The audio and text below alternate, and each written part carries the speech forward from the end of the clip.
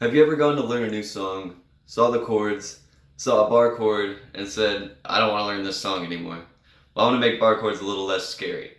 So let's take our full major bar chord and put it on the 7th fret. So we can just walk up the dots to the 7th fret.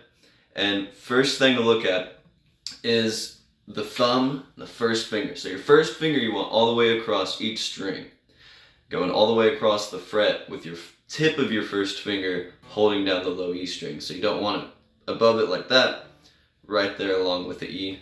And your thumb, you want the flat part of your thumb directly behind your first finger. So you want to make a pinch, kind of like a crab. I had one student say, what about a scorpion? I said, even better.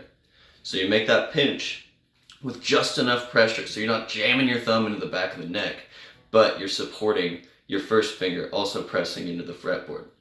So that's the first thing, is really getting that thumb behind the first finger, flat of the thumb, and just enough pressure. Second is taking your elbow and pressing just a little bit into the body of the guitar. So if you do this without your hand on the fretboard, your fretboard will just move forward just a little bit.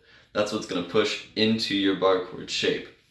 So again, this is all about balance of pressure. You don't want to jam your arm back here, jam your thumb into the neck. It's all about balancing this out and building up your hand strength to make it comfortable.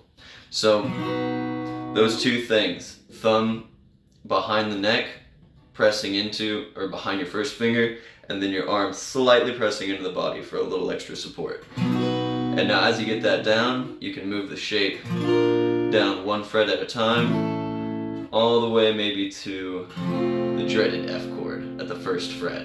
So this will be the toughest spot because of all the tension on that first fret.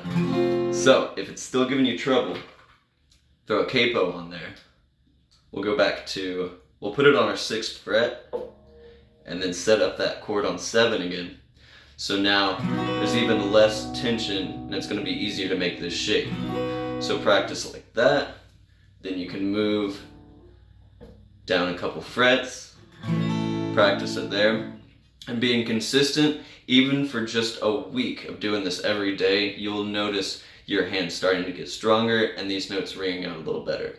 So I hope that helps with your bar chords.